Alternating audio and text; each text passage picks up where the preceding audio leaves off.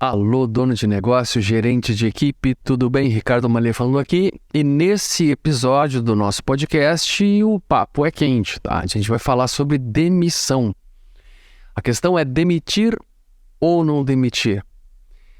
Muitos gestores, isso tem sido bastante recorrente, tá? Na minha prática, como consultor e mentor, é a dúvida, né? Será, Ricardo, que eu devo demitir essa pessoa? Tem gerente, tem proprietário que tem pena, né? Fica apegado à pessoa e acaba não demitindo e suportando uma série de questões e chega um momento que tem crise, né? Será que eu estou fazendo a coisa certa? E tem outro que não tem paciência nenhuma, pavio curto, e demite, né, a pessoa no primeiro sinal de insatisfação com essa pessoa, já demite.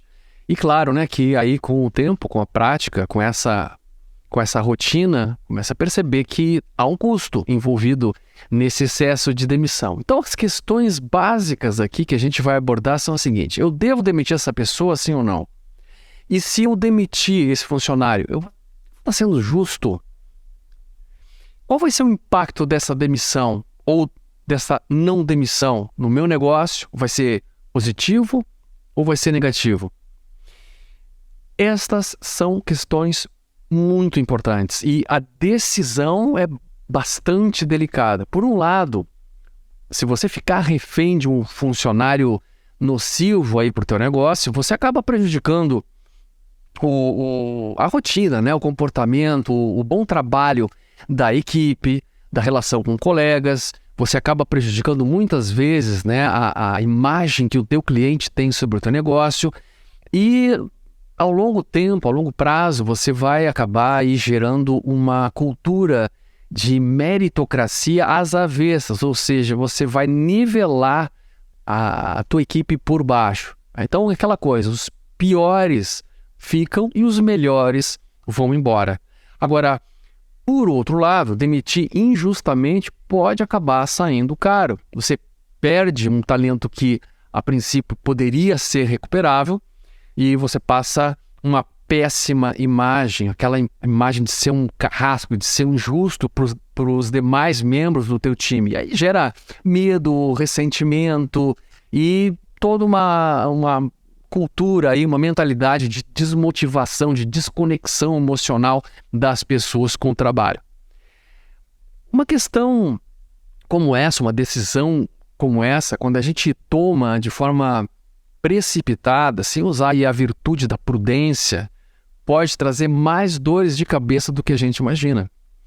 Por isso, agora, a gente vai ver como evitar, né, cair desde aquele dano, né, que mantém uma pessoa inadequada no trabalho até o dano, né, como é que a gente evita o dano de desligar alguém de forma injusta. 3 passos para você conseguir sair dessa roubada, tá? Na verdade, é 4 passos, tá? 4 passos. Vou dizer para você quais são esses 4 passos. Primeiro passo, identificar a gravidade do comportamento da pessoa. O segundo passo, descobrir qual a recorrência desse comportamento. O terceiro passo é fazer uma autoavaliação da sua qualidade gerencial. E o 4º passo é decidir a solução mais adequada. Vamos ver passo a passo, né, como fazer esse processo para tornar a nossa decisão de demissão ou não demissão uma decisão mais prudente. Vamos lá. Passo 1, então, identifica a gravidade do comportamento.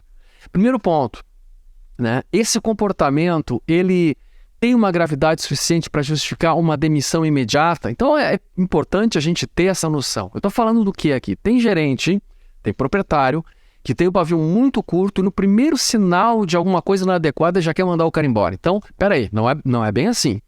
Vamos identificar que tem comportamentos e comportamentos. Por exemplo, trata-se aí de uma deficiência técnica, de uma falta de conhecimento de como fazer, do que fazer. Eventualmente a pessoa ela tá tecnicamente descapacitada.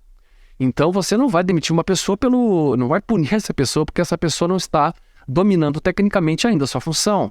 Segundo nível, por exemplo, que a gente pode aí colocar como um pouco mais delicado de comportamento, são aqueles comportamentos inadequados, como atrasos, falta de foco, uma pessoa que tem uma resistência excessiva à mudança, problemas de higiene pessoal, ou seja, tudo aqueles comportamentos que você se puxa vida, isso aí não está de acordo com a nossa cultura aqui, com a nossa forma de fazer as coisas, né? Então tem a ver com comportamentos assim que essas pessoas muitas vezes elas trazem de casa, trazem uma forma, né, de enxergar a si próprias, enxergar os outros, enxergar a vida. Então, eu me atraso, tudo bem, eu posso ser desbocado, tudo bem, eu posso ser preconceituoso porque não dá nada. Por exemplo, esse tipo de coisa. Então, comportamentos inadequados é o segundo nível, né, de gravidade, assim, digamos assim, para você identificar de qual é o grau, né, desse comportamento, e a partir daí você vai tomar a sua decisão. Terceiro nível, um pouco mais complexo, quando a pessoa tem certos problemas interpessoais. Quando ela, por exemplo, falta com respeito ou com a sinceridade com seus colegas ou com seus superiores, né? São aqueles problemas de relacionamento, né? Então a pessoa é difícil, às vezes ela é muito birrenta, muito briguenta ou cínica, etc. Bom, quarto grau, esse eu estou colocando na nossa escala aqui como o grau mais grave, né? Que é a falha de caráter. Aquela pessoa que deliberadamente mente, rouba, calunia, maltrata os demais, né? Tem uma maldade intrínseca, assim. Então, falhas de caráter, sem dúvida, são coisas bem complicadas a gente lidar. Então, vamos lá. A gente falou que no primeiro passo, identificar a gravidade do comportamento. É uma questão, é uma falha técnica, uma deficiência técnica, é uma coisa comportamental inadequada, tem a ver com atraso, foco, né? Com algumas questões comportamentais, ou são problemas mais de relacionamento, uma pessoa que tem dificuldade em lidar em time, né, de jogar em time, um quarto grau aqui, mais delicado, falhas de caráter. Entendendo isso, de qual grau que você está, qual é a gravidade do comportamento, qual o grau de gravidade desse comportamento, você vai partir para o passo 2. Qual a recorrência desse comportamento? Esse comportamento ele nunca ocorreu uma vezinha só e foi isso? Ou às vezes ocorre? Quase sempre ocorre ou sempre ocorre? Então essa escalinha aí, raramente ocorre, às vezes ocorre, quase sempre ocorre ou sempre ocorre. Obviamente que na medida que você tem um comportamento mais recorrente, é claro que ele será mais nocivo, né? Um comportamento inadequado mais recorrente, ele vai ser mais nocivo. Bom, nós temos aí o nosso terceiro passo, e esse passo, tá, é um passo de autoavaliação. Agora a gente para um pouquinho de identificar o comportamento do outro, né, do liderado, e olha para a própria gestão. Será que a minha gestão ela tem a qualidade necessária para que estes comportamentos eles sejam corrigidos e não voltem mais a acontecer? Quais perguntas eu devo me fazer? A primeira pergunta é a seguinte: essa pessoa tem clareza de objetivos, as metas para elas estão claras, eu defini exatamente o que eu quero do comportamento dela, dos resultados? Segunda perguntinha, os métodos que eu defini para essa meta foram comunicados, foram determinados, portanto essa pessoa sabe quais são as regras do jogo, sabe... ela tem à disposição o equipamento, as condições de trabalho para me entregar o resultado. Eu estou exigindo que essa pessoa tenha comportamentos que são impossíveis, que são inexequíveis. Terceira pergunta, a pessoa ela tem um perfil de competências para desempenhar suas funções?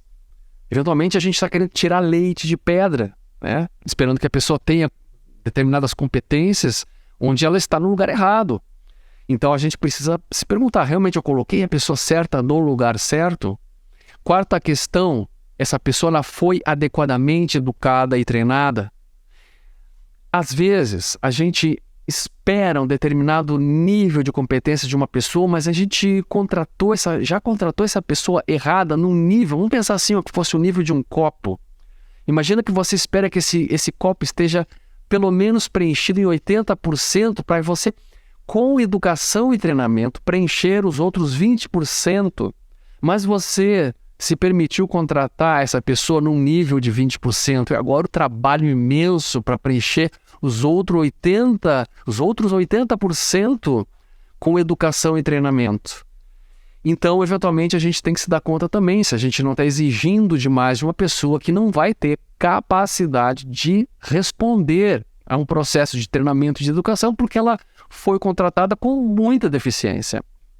Quinta questão, essa pessoa recebe acompanhamento interessado nela, como um ser humano, como uma pessoa, e no seu desempenho. Então, o acompanhamento é importantíssimo também. Muitas vezes a gente espera um determinado comportamento, determinado resultado, determinado ação, né? E meramente comunica, vira as costas e desaparece. Então, a gente precisa entender que as pessoas precisam ser educadas, treinadas e depois acompanhadas para que esse comportamento se consolide.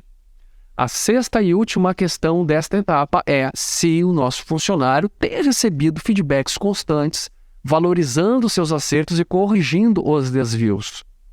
O que eu vejo muitas vezes, que me relatam os donos de negócios, gerentes, é que esperam, né, tem uma certa expectativa, a pessoa ela não atende essa expectativa e vem a decepção do gerente, né, ou do proprietário, que decide aí, pronto, mandar a pessoa embora. E a pessoa descobre que ela não estava atendendo uma determinada expectativa no exato dia em que ela está sendo demitida.